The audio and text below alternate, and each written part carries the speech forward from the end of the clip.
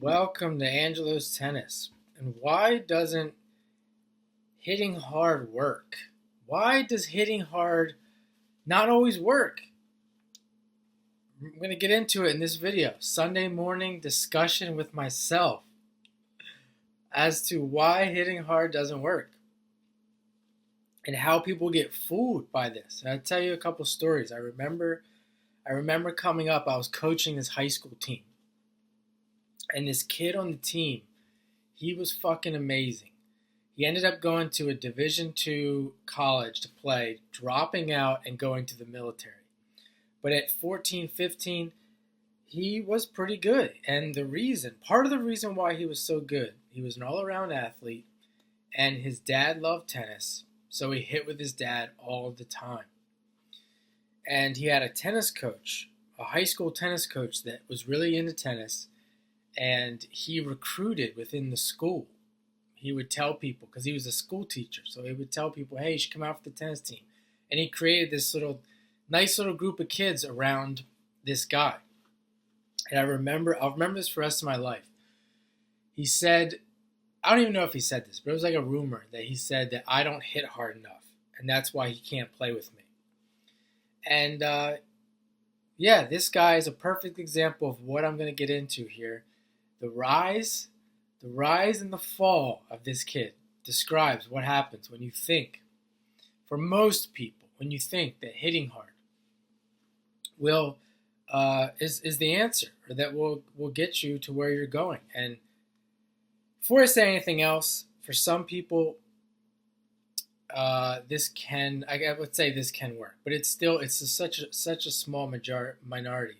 This kid was probably 6 foot 175 or something. An average bigger person. Huge serve, potential for a big forehand, one-handed backhand, could do it all, tweeners, everything. And his footwork and his movement wasn't that good, obviously. So that's another thing that people that hit really big tend to usually, because of this, they don't have very good move or the greatest movement. Although he had the potential for good movement. So, why doesn't hitting hard work? Well, because you're always going to run up against somebody. Always, most of the time, in most cases, you're going to run up against somebody who it doesn't work with. That's the first reason.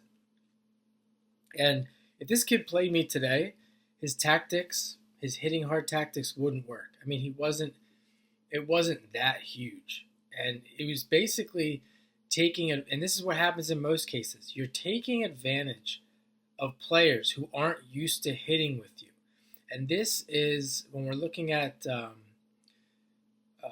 potentially university tennis and professional tennis, it's not the same in those spheres. People are not afraid of a big forehand.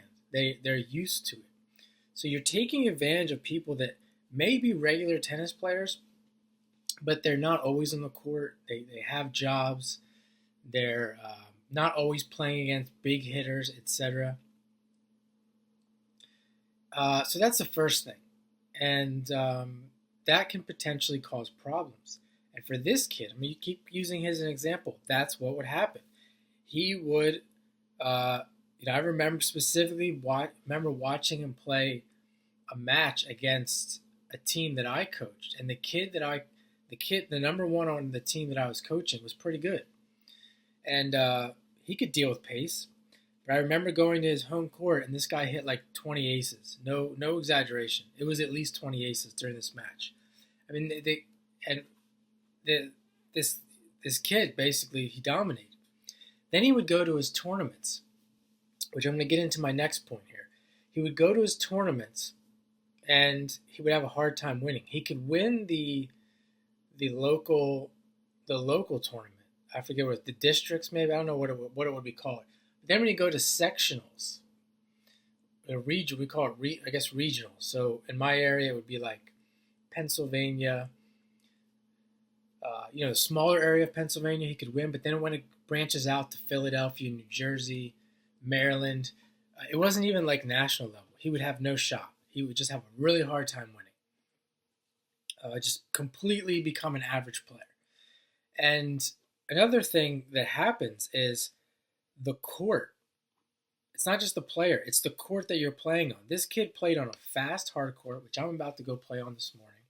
It was even faster back then, I think. Wasn't new, wasn't like newly surfaced. I always call it the downhill court. So there's pockets where you feel like you're serving downhill, you're hitting downhill. And depending on what court you get, this can, along with the feeling of it being your home court, this can give you the illusion when you're hitting all these aces that you are better than you are, that you're hitting harder, that you're actually hitting, etc., etc. And then not to mention the air movement, the wind, depending on where you are. And I mentioned these other tournaments where this kid would go indoors. These tournaments were all indoors. The courts weren't as fast. Of course, it was indoor. They were still considered. I would still consider them medium fast, but not as fast as the outdoor court.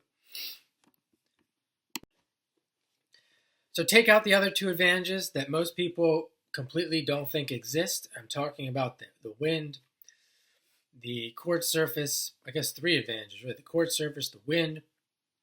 The way the courts are laid down, they're often not even really flat. We don't really know what I don't know what the word is, the trajectory of this, how much of an advantage it would give a person. And take those away, and now it's a little bit more neutralized. And then add in the fact that these kids are tournament players. They're used to people hitting hard. And this specific indoor court, there's people watching from above, looking down on you. You have to deal with that as well. It's much different scene. And well, then you can get into it. And let's say, well, let's assume that this kid, just like there's many people that can hit hard, that do make it pretty far based on that. And usually they're taller. That's another thing we have to consider. Usually they're taller, 6'4",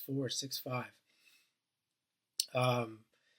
And what often can happen with these players is that it creates if the ball is coming back, it creates an inconsistency. It creates what you would call ugly tennis.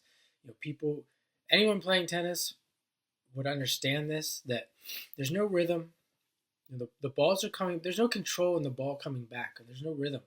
So you're getting these awkward balls, and you have to be able to put those away. And this can be a problem to figure out in and of itself.